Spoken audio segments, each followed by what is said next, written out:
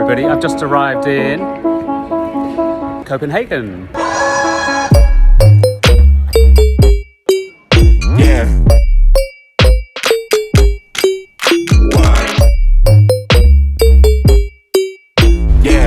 And I'm now riding my Danish bicycle through the city streets to meet Anna Bedkel, futurist, which I think must be the best thing in the world to be. Oh, hi. Hi, Anne. Hi, How you Piers. doing? Good to see you. Very good to see you. Nice to meet you. And welcome to Copenhagen. I see you already gone native with the electric bikes. Well, I love cycling and I love being in cities. So, two of my favourite things. Yeah, Copenhagen's perfect for you then. So, Anne, what does your work as a futurist involve? My work involves studying cities, and both current cities and future cities, but particularly I'm looking at the future of urban living. Interesting. What can your work tell us about the future of cities? One of the trends that we are almost certain will continue to grow is urbanization. People moving to cities and living in cities, and also trying to make the best out of future urban living. We've gone from 2% to now more than 50%, and we're projected to go to 80% of the world's population living in cities. And what about Copenhagen? In my humble opinion, Copenhagen is already very much a city of the future. It's allowing a lot of experiments, such as this neighborhood where we're walking, Bryggervangen. They are really trying to both involve citizens in city planning. They also try to build a community instead of a neighborhood, or instead of a part of the city. They want to build a community where there's places like this where people can meet and actually catch up. And it's going to be natural for people to go meet their neighbors and talk to the neighbors in a place like this where we're walking. And what about their mobility needs? Future infrastructure is going to be increasingly electrified, but I do believe in the meantime we have to be pragmatic about other solutions, and also having wide range of transport solutions for the people living here. Thanks so much, Anna. That's been so interesting. Well, yeah, thank you. Good to meet you. Where's my bike? Is it that way? Over that way, I think. Bye. Bye-bye.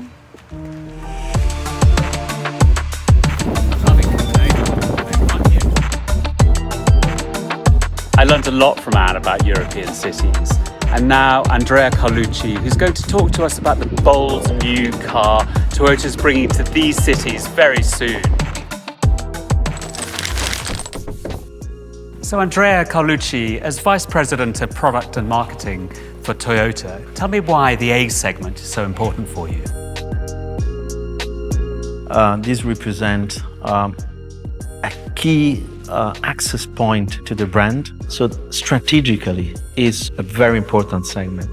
But more importantly, is a segment that allows us to provide our customers with a very accessible solution, a practical solutions, especially for living in town.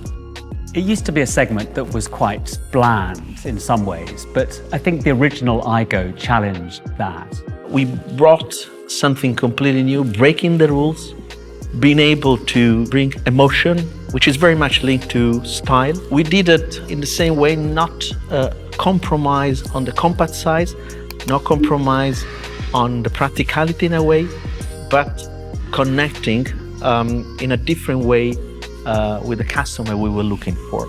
In terms of the personality of the car, you've described it as a European car. What does that mean? The car is conceived, is designed, is going to be manufactured in Europe for Europeans.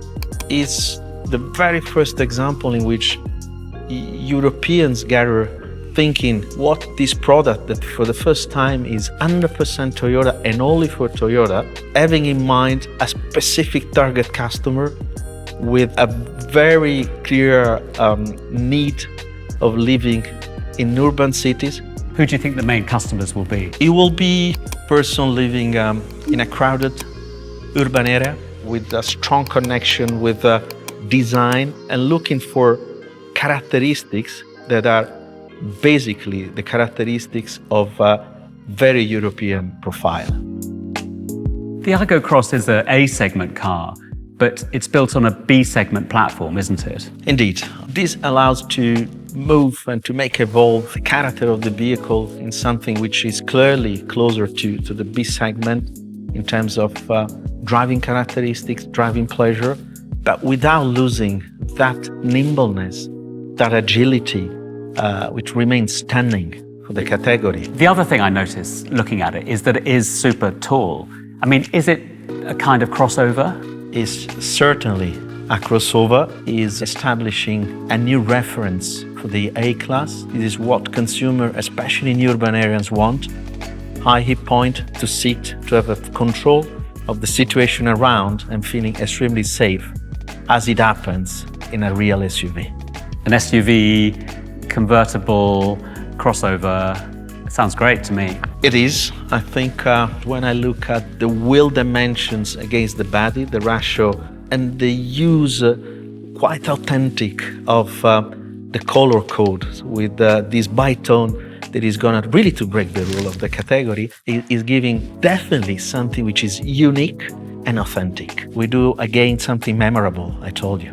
Go for a drive and take it home now? This is the key, my friend. Sounds good to me. I'm off.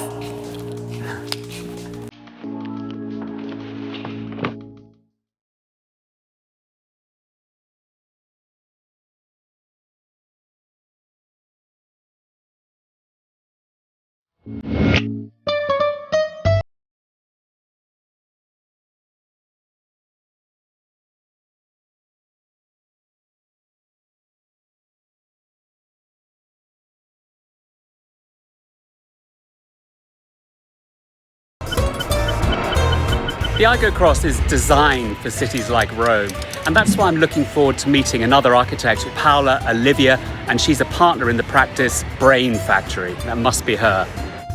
Hi, Paola. Hi, Piers. Nice to meet you. Benvenuta a Roma. Thank you. It's great to be here.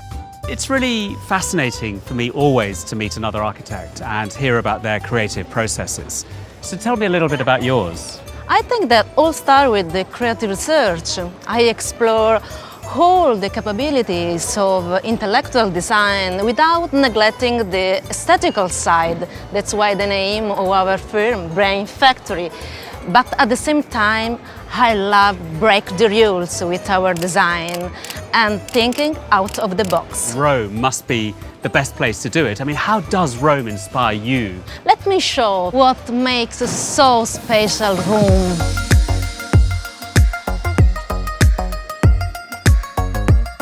I mean, really, how could you not be inspired by thousands of years of architectural history like this? But what about driving in Rome? I'm someone that loves driving and I love cities. What's it like driving in Rome? Rome is full of broad avenue, of small street, so like a driver, I must be attentive, agile, dynamic. That sounds like something that you would be, actually. I can believe that. And what's it like actually getting around, though, in Rome? Oh, I think that there are bumpy roads. So you need good ground clearance. Yes, of course. And I think good sustenance. I've heard that Rome has fantastic food and the best ice cream in the world. So can we go now and get the perfect Roman gelato? You show Come me? with me, yes. I show a good gelato in Rome. What's I your love favourite chocolate. flavour? Chocolate. I And like yours? pistachio. That was great meeting Paola. And now Anna Stodiarova, who's going to tell us what makes the Aygo Cross perfect for all of the cities in Europe.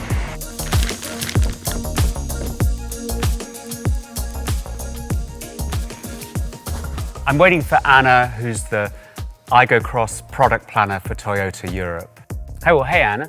Hi, Piers. Hi, Anna. Nice to meet you. You too. How was your trip? It was good. How are you doing? Good. You got the good chair. Yeah, it's very sturdy. I'm not jealous of that one. So Anna Stodiarova, as product planner for Toyota, tell me how European cities influence the new Aygo Cross. Well, actually, they're more than influenced Aygo Cross, they shaped it. Our team has traveled across Europe's most vibrant capitals. They were drawing inspiration from its people and contemporary cultures. We also studied deeply the future of urban life and urban mobility because we really wanted to bring more boldness and more spice to small car buyers. As I've just been seeing on the streets in Rome, city driving has its own set of challenges. Yes, the small city car has to do many things. It has to make you feel confident and comfortable behind the wheel, yet it has to be maneuverable, agile and nimble to navigate all these small streets like those in Rome.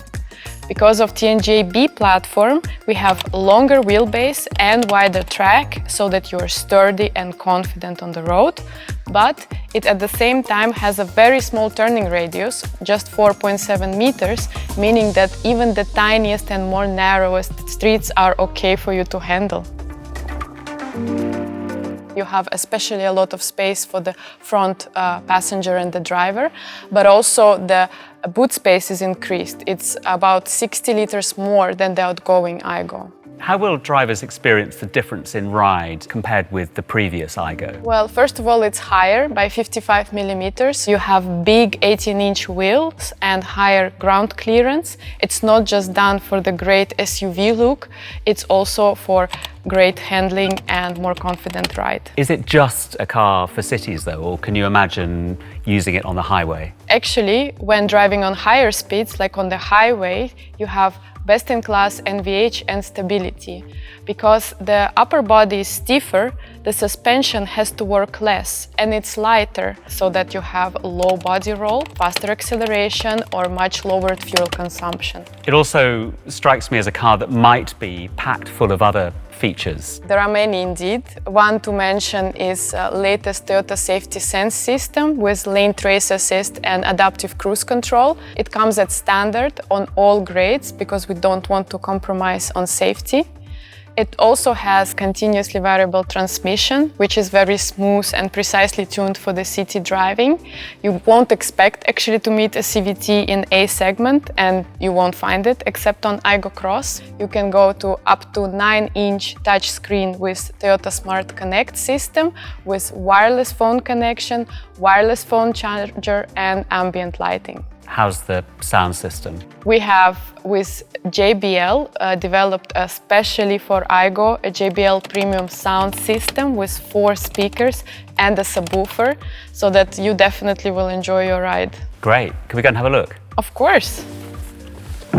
Because I have noticed this canvas roof, which looks really intriguing. Yes, that's another feature we are very happy about. It's the canvas roof that is bigger and wider than on the previous Aygo, and it's just this emotional wind and the hair feature that you can enjoy in the city or on the highway. We call it Aygo Cross Air. Can't wait to have a go with that sound system. Can I put something on? Sure. Fantastic.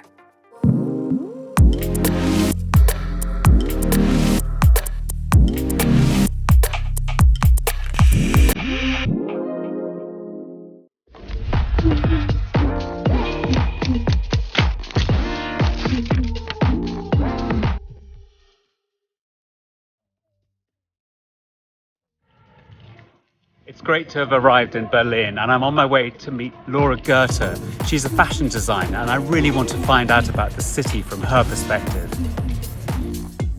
Hey, you must be Laura. Hi. Hi, how you doing? It's nice to meet you. Yeah.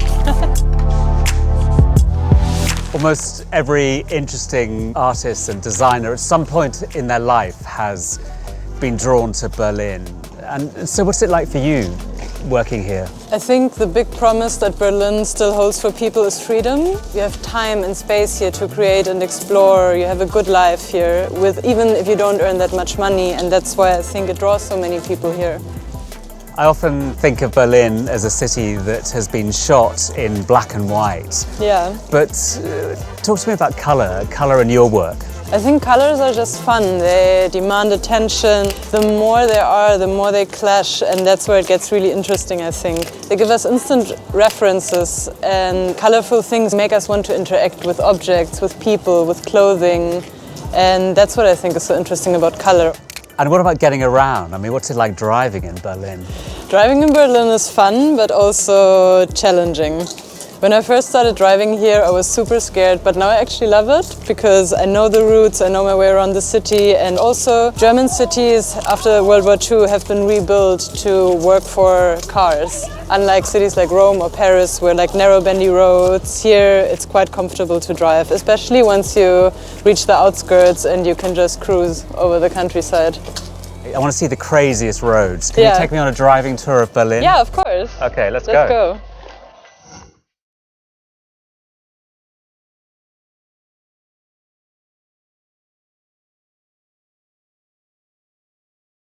Wow, that was a great introduction to Berlin's style in terms of fashion and driving from Laura.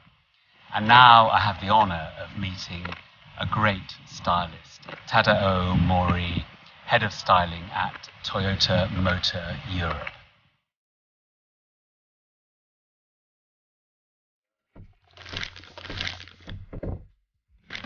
Tadao Mori, you're head of styling for Toyota Motor Europe. What did you set out to achieve with the new Aygo Cross? Firstly, we set up the keyword spice, fun, and X. Actually, I can see the X in the back and the front. Exactly, make it more fun, emotional, and dynamic. It also looks super agile. How did you achieve that look? It is very important to set up a nice package. So we need a bigger, large diameter tires and set 4 corners. This means super short overhang. And also front view and the rear view, tire has to be sticking out. So that makes more agile and good stance. This car has to be matched in the urban situation. So that's why we designed very nicely sophisticated surface with high lift. So this is kind of a new genre. It's recognizably a Toyota, and I see lots of design cues from previous Toyotas. It also is a car that's been designed specifically to be European. What does that mean? It's for Toyota design. We have a certain direction. For example, front we call a keen look. So headlamp has to be very much sharp and confident looking. So that rear combi has a nice signature. That creates a Toyota style. The interior has been designed for this thing that is called shared interaction. Tell me what that means. Yeah, share interaction for the passenger and driver is very important. We don't want to divide 2 people. That's why instrumental panel is very much oval shape. This car is fitted perfectly in European cities because of the size and also nice confident look. And also this bitone makes more vibrant appeal in the European cities. But what about the body color, the rest of that? We have 4 spice colors: Chilli red, fun and daring. Juniper blue is icy cool concept. Ginger beige is warm and sophisticated. My favorite color is Cardamom green, which is understated aesthetics. I like the blue, partly because it's icy cool, but also because I only wear blue. Thanks so much, Tadao. Thank you very much.